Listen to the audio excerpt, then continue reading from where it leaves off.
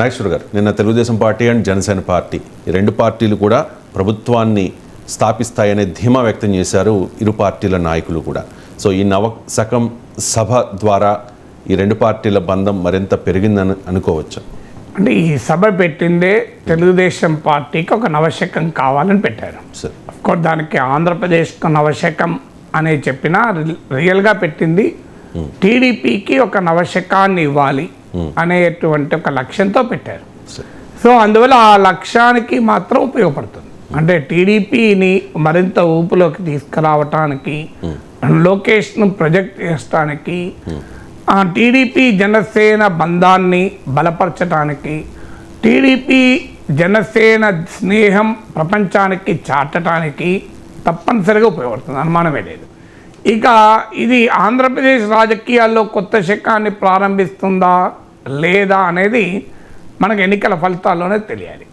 కానీ టీడీపీ జనసేన కలిస్తే political arithmetic రీత్యా చూసినా, పొలిటికల్ కెమిస్ట్రీ రీత్యా చూసినా డెఫినెట్గా జగన్మోహన్ రెడ్డికి ఒక గట్టి సవాల్ అయితే వస్తుంది.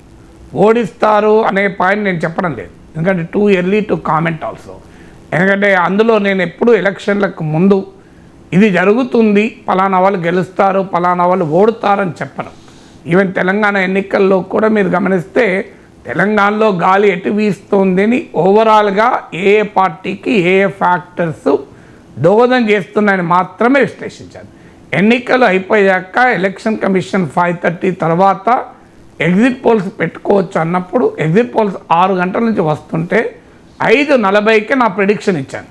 సో అంచనా ఏంటి అని నేను అప్పుడు ఒక 21 నిమిషాలు మాట్లాడుతూ 66 కాంగ్రెస్కు 66 సీట్లు వస్తాయి, కాంగ్రెస్ సిపిఐ కాంబినేషన్ కరెక్ట్గా 65 వచ్చాయి. మీ అంత అక్యురేట్గా ఎవరు ఎక్కడ ఏ ఏజెన్సీ కూడా చెప్పలేదు. 66 +or-3 అన్నాను, -1 వచ్చింది. అలాగే బీఆర్ఎస్కు 42 +or-3 అన్నాను, కరెక్ట్గా -3 39 వచ్చాయి. సో అందువల్ల ఆ ప్రిడిక్షన్కు ప్రాతిపదిక కూడా చెప్పాను, పట్టిక ఏదో లెక్క చేసి చెప్పలే. 21 నిమిషాలు ప్రిడిక్షన్ బేస్ ఏంటి అని చెప్పాను. కానీ ఎలక్షన్ల ముందు, ఇప్పుడు ఇన్ని నెలల ముందు ఫలానా పార్టీ ఓడుతుంది గెలుస్తుందని ఎన్నికలకు ముందు సూత్రీకరణలు చేస్తానికి మనకు హక్కు లేదు.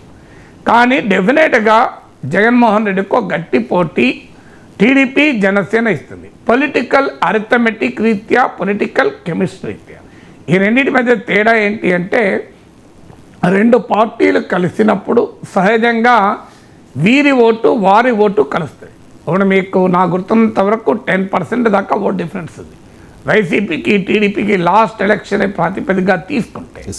లాస్ట్ ఎలక్షన్ తర్వాత మా బలం పెరిగిందని వైసీపీ అనొచ్చు, లేదా వైసీపీ బలం తగ్గింది అని టీడీపీ అనొచ్చు. తగ్గిందా పెరిగిందా నేను ఆ జోలికి వెళ్ళడం లేదు. Last elections reference point correct అని కూడా అనడం లేదు, కానీ ఏదో ఒక రెఫరెన్స్ పాయింట్ ఉండాలి కనుక చెప్తున్నాను. సో ఒక 10% గ్యాప్ ఉంటే 6-7% వరకు మీకు జనసేన ఓటు ఉంటుంది. సో ఆ ఓటు కూడా స్టేట్ అంతా కలిపితే ఓటు. మీరు కొన్ని కాన్స్టిట్యున్సీస్కి వచ్చే వరకు అది 20% కావచ్చు, 30% కూడా కావచ్చు. అందువల్ల టీడీపీ జనసేన కలిస్తే ఓట్ అరిథమెటిక్ డెఫినెట్గా వైసీపీకి ఛాలెంజింగ్గా ఉంటుంది. ఇక పొలిటికల్ కెమిస్ట్రీ ఎందుకన్నానంటే, రెండు పార్టీలు కలిసినప్పుడు ఆ పార్టీల ఓట్లు కలవాలి అంటే ఆ పొత్తును ప్రజలు స్వాగతించాలి. ప్రజలు స్వాగతిస్తే ఆ ప్రజలు ఓట్లేస్తారు. 2004లో కాంగ్రెస్ వామపక్షాలు కలిస్తే ప్రజలు స్వాగతిస్తే వామపక్షాలు గణనీయంగా సీట్లు పెరిగాయి, కాంగ్రెస్ అధికారంలోకి వచ్చింది.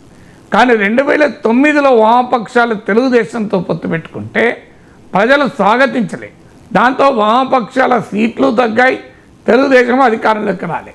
అందువల్ల ఎప్పుడు కూడా ఒక పొత్తును ప్రజలు స్వాగతిస్తారా లేదా, ఆ పార్టీల మధ్య ఓట్ల బదిలీ అవుతుందా లేదా, ఆ పార్టీ యంత్రాంగం అంతా కలుస్తుందా లేదా అని టీడీపీ జనసేన విషయంలో ఈ 3 ప్రశ్నలకు ఎస్ అనే ఆన్సరే వస్తుంది. రెండు పార్టీల మధ్య యంత్రాంగం కలుస్తుంది, కార్యకర్త నాయకులు కలుస్తున్నారు.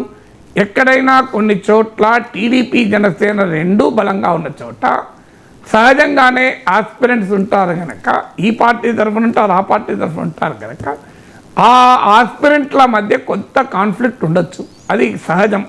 ఒక్క పార్టీలోనే 2 టికెట్లు అడిగే చోట ఇబ్బంది ఉంటుంది, 2 పార్టీలు వెళ్ళినప్పుడు ఇబ్బంది ఉండదా?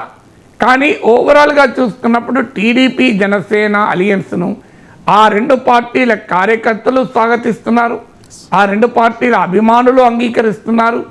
ఆ రెండు పార్టీల మధ్య ఓట్ల బదిలీ కూడా నా అంచనా 90-95% జరుగుతుంది. అంటే ఈ పార్టీ ఓటర్లు ఆ పార్టీకి, ఆ పార్టీ ఓటర్లు ఈ పార్టీకి, విత్ సమ్ ఎక్సెప్షన్స్. అందువల్ల పొలిటికల్ అరిథమెటిక్ రీత్యా, పొలిటికల్ కెమిస్ట్రీ రీత్యా డెఫినెట్గా వైసీపీ ఛాలెంజ్ ఉంటుంది.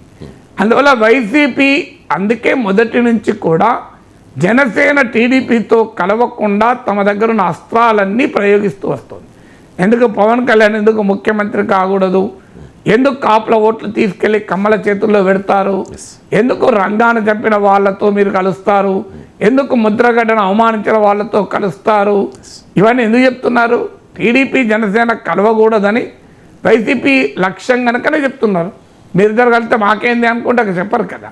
అందువల్ల డెఫినెట్గా YCP Jaganmohan Reddy has to walk extra mile, work more hours order. అందువల్ల ఈ కాంబినేషన్ ఎదుర్కోవటానికి, అందువల్ల టీడీపీ జనసేన కాంబినేషన్ ఆ పార్టీలకు మేలు చేస్తుందనడంలో ఎలాంటి అతిశయోక్తి లేదు. అయితే ఆ కలయిక జగన్మోహన్ రెడ్డిని ఓడించడానికి సరిపోతుందా లేదా అనేది మిగిలిపోయిన ప్రశ్న. వేచి చూడాల్సిన అంశం.